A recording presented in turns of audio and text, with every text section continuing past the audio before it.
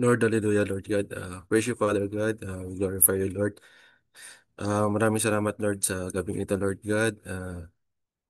Na pinagtipon-tipon niyo po kami, Panginoon, Lord.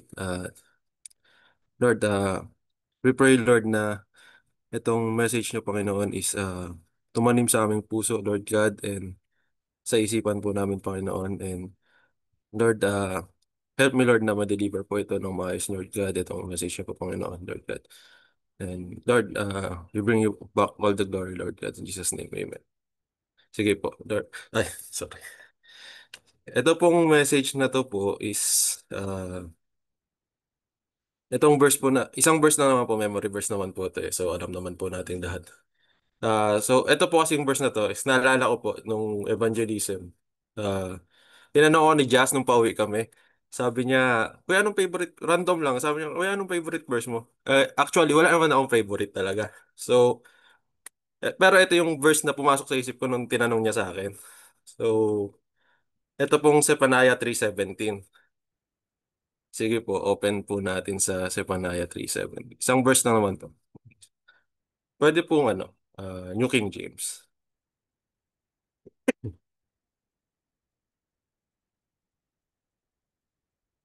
Sabi po dito, The Lord your God in your midst, the mighty one will save. He will rejoice over you with gladness. He will quiet you with his love. He will rejoice over you with singing. So, yun po. Yung story po nitong verse na to kasi is, yun nga, sabi ko nga po nung, sa kanila, nung time na ng board exam namin sa as civil engineer. So, yung 2 days po kasi yun. So, yung first day, malalaman po eh, pag nag-exam ka, malalaman mo kasi alam mo kung ano yung mga sure na tama mong sagot. So, yung first day, confident po ako na alam ko, pasado ako sa first day. Tapos yung second day naman, pagdating ng second day, 50-50 na ako, hindi ko na alam. So, nung second day po na yon, Sunday yon, tapos Monday, uwi na ako ng Olongapo. So, nung Sunday po na yun, talagang nagpapatugtog talaga ako ng ganyan na yung pinaka-song ko po talaga na She Mighty to Save. Yun yung pinapatugtog ko. Tapos, kinabukasan, uwi ko dito sa Olongapo. May nadaanan po ako sa Pampanga. Nung nakita ko po nakasaya akong Victory, nadaanan ko, nakalagay sa Panaya 3:17. So parang pagkaano ko po nun na parang ni-remind, hindi ko alam yung hindi ko po alam yung verse. Tapos hinanap ko siya, binasa ko. Tapos nakita ko, yun nga, itong verse po na to. So parang ni-remind sa akin ni Lord na yung battle na to, hindi lang ikaw itong battle na to. Ganyan. Kasama mo ko, ganun. Parang ganun po. So parang ito pong isang verse na to is part siya nung parang pinaka turning point po sa life ko. So ayun nga po. So pero kung magiging real po tayo, 'di ba? Sino ba sa atin dito lately yung yung nakakaramdam na yung kasi minsan parang pagka napaisip ka, parang nakakaramdam tayo ng drain tayo, ganyan. 'Di ba? Ganyan din po yung nararamdaman ko, parang drain, kakaisip, anxious ka, ganyan. Tapos ngayon, minsan sa work, 'di ba? Iniisip natin puro deadlines. Sa bahay, iniisip natin puro expectations, 'di ba? Sa puso natin minsan may mga questions sa puso natin. Tas minsan kahit na Kristiyano na tayo, minsan napapaisip pa rin tayo na, Lord, kasama pa rin ba kita? Nandyan ka pa rin ba para sa akin, Lord? Ganyan, 'di ba? Example po sa corporate world, 'di ba? Ah, Sample, lagi kang nasa meeting o kaya pagka bagong pasok ka, parang feeling mo walang nakikinig sa'yo, ganyan. O kaya sa family, tinatry mo maging peacemaker, pero minsan ikaw pa yung ikaw laging mali. O kaya tinatry mo maging breadwinner, pero hindi na-appreciate yung worth mo, di ba? Tapos, may worst part pa, pag titingin ka sa social media, ngayon kasi sa social media, makikita mo, di ba? Laging may mga post ng mga winnings, may post ng mga promotion, post ng bagong kotse, bagong bahay. Tapos ikaw mapapaisip ka na lang na kung makakasurvive ka pa ba sa week na to, di ba? That's why ito pong verse na to, itong Zephaniah 3:17, napaka-powerful po nito para sa akin. And nire-remind po tayo na kasama natin si God and kung paano siya nakikipag-deal sa buhay natin. So kung i-breakdown po natin siya word per word, ito po, yung una, the Lord your God in your midst. So minsan nakakaranas tayo na parang mag-isa lang tayo, no, parang invisible tayo. Pero 'di ba? Alam na alam natin na kahit crowded yung mundong ginagalawan natin, meron pa rin talagang may mga tao pa rin talaga na feeling nila isolated sila, 'di ba? Yung pwede kang napapaligiran ka ng mga ka-office mo, o trabaho mo, o kaya ng mga kaibigan mo, pero deep inside, empty. Empty ka, 'di ba? Thus, yan nga, iisipin natin, Lord, kasama pa ba kita sa struggles ko? Pero yung totoo, 'di ba? Hindi naman umalis si Lord eh. Hindi naman umalis si Lord. Tayo yung busy. Busy tayo na i-pursue yung pangarap natin, yung career natin, 'di ba? Distracted tayo sa mga gadgets, 'di ba? Sa nakikita natin online. Worried tayo, nangangamba tayo para sa mga future natin, 'di ba? Tapos minsan, sinasantabi na natin si Lord. So yun nga po.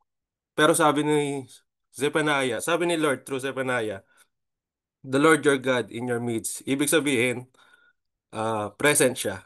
Nandyan siya lagi, 'di ba? Hindi malayo, hindi rin siya tahimik. Kasama, kasama mo siya, kasama natin siya. Sa office man yan, pag nag-overtime ka, pagsasakay ka sa jeep, o kaya sa kwarto, pag mag-iiyakan ka sa kwarto, magdadasal ka, ganyan. Hindi tayo nag-iisa, kasama natin si Lord. And kung kasama natin si Lord, 'di ba? Hindi lang siya nananahimik diyan, 'di ba? May ginagawa ang Panginoon, 'di ba? Kaya nga sabi dun sa next line, the mighty one will save, 'di ba? Yung na-try niyo na ba yung feeling na yung kahit anong effort mo, kahit anong problema, yung hindi mo ma-solve. Sample, yung pag nagbaba sa mga reports, yung mga balancing na reports, 'di ba? May maliit na discrepancy hindi mo talaga makita-kita tapos mapapagod ka. Nakakapagod kahit ilang ulit mo nang chinek. 'Di ba? Yun yung mga moments na nakaka-frustrate. Tapos sasabayan pa ng mga real life problems na katulad ng mga yun nga problema sa family, finances, health issues, kasalanan, yan, 'di ba? Pero sa totoo lang kung tayo lang kulang, kung tayo lang talo tayo, 'di ba? Lahat kasi tayo may kinakaharap na mga na bigger battle, 'di ba? Yung iba lumalaban ng tahimik, tulad ng mga anxiety, depression, addiction. Yan. Yung iba naman na battles natin is yung mga nakikita nating battles yan, yung bills, family conflicts, yung mga toxic sa work, ayan. Pero yung totoo, kung sa sarili nating lakas, 'di ba? Talo tayo eh. Hindi natin kaya. Yeah. Pero kung kaya natin sagipin yung sarili natin, 'di ba? Bakit pa natin kailangan si Lord, 'di ba? Pero lagi tayong kulang, 'di ba? Hindi natin kaya. Ibig sabihin, kailangan natin si Lord. Kaya sabi dito, the mighty one will save, 'di ba? Hindi passive si Lord eh. Hindi siya yung pag may na-trigger ka na eto ginawa mo to, doon pa lang gagalaw si Lord. Hindi, talagang nag-act na talaga si Lord kahit wala ka pang ginagawa. Nandyan siya lagi para sa'yo. Siya yung warrior na lumalaban para sa'yo, para sa atin. Siya yung savior natin na hindi napapagod na i-rescue tayo kahit paulit-ulit, di ba? And hindi lang siya nakikipaglaban para sa atin, di ba? Sabi nga, at nalulugod pa siya para sa atin, di ba? So, kaya nga sabi doon, He will rejoice over you with gladness, di ba? Kung isipin po natin ngayon, parang lahat ng tao ngayon, ah, gusto ng affirmation, ganyan. social media, sa Facebook, sa Instagram. Parang gusto ng mga tao, pag may pinost ka, maya, checkin mo yung likes, checkin mo kung sino mga nag-reacts, di ba? Iisipin mo kung sino, ilan yung nag-views nito, titingnan mo maya-maya. O kaya sa work, nag-aantay tayo ng promotion, ng affirmation, di ba? Nag-aantay tayo ng mga recognition. Pero kahit anong, pero minsan kahit anong isip natin, kahit anong effort natin, may times na hindi talaga mapapansin eh. Kaya minsan iniisip natin, worth it ba? Worth it ba ako? Di ba? Marami kasi may ilan sa atin, hinahanap natin yung worth natin sa tao. Pero in reality, laging merong mas magaling, laging merong dadating na mas successful, laging merong may nauuna sa atin. Hindi tayo yung laging number one. Kaya minsan may times na nai-insecure tayo, nababurnout tayo, napapagod tayo. Kaya feeling natin, ayun, nakakaramdam tayo ng anxiety, anxious tayo. Kasi nga, yung tinatali natin yung value ng efforts natin. Tinatali natin yung value ng efforts natin sa approval ng ibang tao, 'di ba? Kapag ganun yung ginagawa natin, talagang mauubos tayo. Kasi yung tao, yung approval ng tao, laging meron niyang standards, 'di ba? Pero itong ano sabi ng Lord, 'di ba? He will rejoice over you with gladness. Imagine, the King of Kings, 'di ba? Si Lord, He finds joy, 'di ba? Nagagalak siya sa iyo. Hindi lang because hindi ka perfect, 'di ba? Hindi because marami kang achievements, pero nagagalak si Lord dahil anak ka niya, sa kanya ka, 'di ba? And kapag ka nakakaramdam tayo ng pagod or minsan guilt feeling sa mga kasalanan na nagagawa natin, 'di ba? Ang ito yung sabi sa next part, He will quiet you with His love, 'di ba? So naalala ko nung bata ako, hindi, kahit hindi ako, yung mga sila, ayan po, sila Kate, sila Kali. Example, kung may kulog, pagka mabagyo, may kulog, di ba? Pag kumulog, matatakot sila eh. So, ang unang gagawin nila, tatakbo sila sa, ano, sa parents nila. Yan, kay mami nila, tatakbo sila sa mami nila. Tapos, wala namang kailangan sabihin sa Excel po eh. Wala naman siyang kailangan sabihin. Wala siyang kailangan sabihin sa kanila. Minsan, yakap lang. Yakapin niya lang sila. And then, minsan, makikita mo na sa kanila, ma-feel nila na safe sila. Di ba? Hindi nawala yung kulog, nandiyan pa rin yung kulog, nandiyan pa rin yung ulan, malakas na ulan, pero nagkaroon sila ng peace, 'di ba? Parang tayo din, 'di ba? Minsan, yung iba sa atin, nabubuhay na parang walang kapahingahan, laging pagod, 'di ba? Laging guilty sa nagawa natin sa past, o kaya naman iniisip natin yung future natin, kung ano mga mangyayari sa future, kung ano mangyayari bukas. Di ba? Minsan di na tayo nakakatulog, sobra nating pag-iisip. Pero sabi nga ni God, di ba? Sabi ni Lord, ah, ayan, sabi nga diyan, He will quiet you with His love, di ba?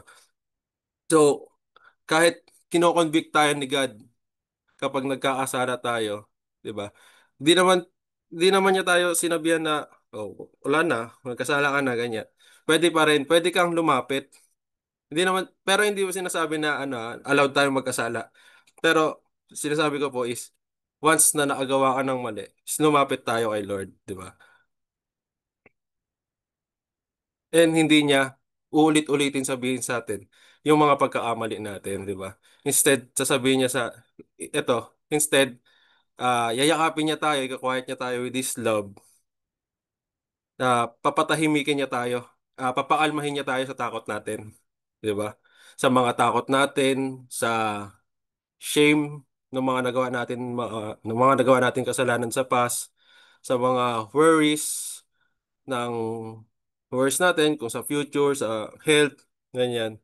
Because si Lord yan eh, yan yung gusto niya, yan yung way ng pagmamahal niya sa atin, di ba? And last po, hindi lang peace yung dala ni Lord para sa atin, di ba? Sabi pa, He will rejoice over you with singing. Ibig sabihin, sineselebrate tayo ni Lord.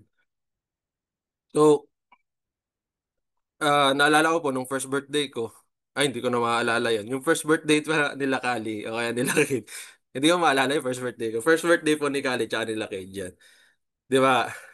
Hinandaan namin sila. Kayo rin po, sa mga anak nyo, kaya pamangkin nyo, first birthday nila, hahandaan nyo sila. Yan, may mga balloons, may mga cake, yan, may mga celebration, may kantahan, ganyan, ganyan. Pero, bakit ba natin sila hinahandaan, di ba? Dahil ba sa achievement nila? Kasi wala pa naman sila achievement dun eh, di ba? Nagsi-celebrate tayo ng buhay nila kasi nga, mahal natin sila. Di ba po? So, kung yung iba sa atin, feeling natin invisible tayo, walang nag-appreciate ng effort natin, walang nag-celebrate ng mga wins natin sa buhay. Pero sabi dito, He will rejoice over you with singing. Si Lord mismo yung kumakanta out of joy para sa atin, di ba? Hindi hindi lang niya tayo ina-approve, di ba? Hindi nagagalak siya sa atin. Kumakanta siya sa Ayan, kagalakan para sa mag-congrats ka atin. na. So, ayun po. So, yun nga po, itong Zephaniah 3:17, ah para nire-remind tayo ng five truths. Di ba? Una, God is with us. Pangalawa, He saves you. Pangatlo, He rejoices over you. Pang-apat, He quiets you with His love. And last, He celebrates you with singing. Diba? So, bakit ka pa mabubuhay na para ang nag-iisa? Bakit, bakit, bakit validation pa rin ng tao yung hinahabol natin? Bakit, bakit minsan, o bakit binibitbit pa rin natin yung mga kahihiyan, mga shame ng mga nakaraang mga nagawa natin, di ba? Kung matagal naman na tayong pinatawad ni Lord. Di ba? So, ito lang po, today, uh, piliin natin yung panghawakan, yung katotohanan na binibigay sa atin ng Panginoon na hindi niya tayo nakakalimutan, you are not unloved, and hindi ka invisible. Nakikita tayo ng Panginoon. Di ba? The mighty God is with you. He's fighting for you. Di ba? And He's singing for you, celebrating you. So, ayun lang po, maikli lang. Okay po, pray na po tayo. Sige. Pray lang po. Ano po. Lord, maraming salamat po sa message mo, Lord. Maraming salamat po sa itong message na binigay mo sa amin, Panginoon. Maraming salamat po dahil lagi ka namin kasama, Lord God. You are in the midst of us, Panginoon. Maraming salamat po dahil you are fighting for us, Lord God. You are saving us, Lord God. Maraming salamat, Lord, dahil nagagalak ka para sa amin, Panginoon. And Lord, we know, Lord God, na you are the King of Peace, Panginoon. Na ikaw po ang magbibigay ng peace sa puso namin, sa buhay namin, Panginoon, Lord God. And Lord, we know, Lord God, na nag-rejoice ka para sa aming Panginoon, Lord. And pangahawakan po namin itong truth na to, Lord God, itong mga salita mo na to, Panginoon, Lord. And Lord, help us, Lord. Help us na mabuhay, Lord. Mabuhay ng nagtitiwala sa mga salita mo, Panginoon, Lord. And lahat po ng ito, Lord, is binabalik mo namin sa pangalan ni Jesus. Amen.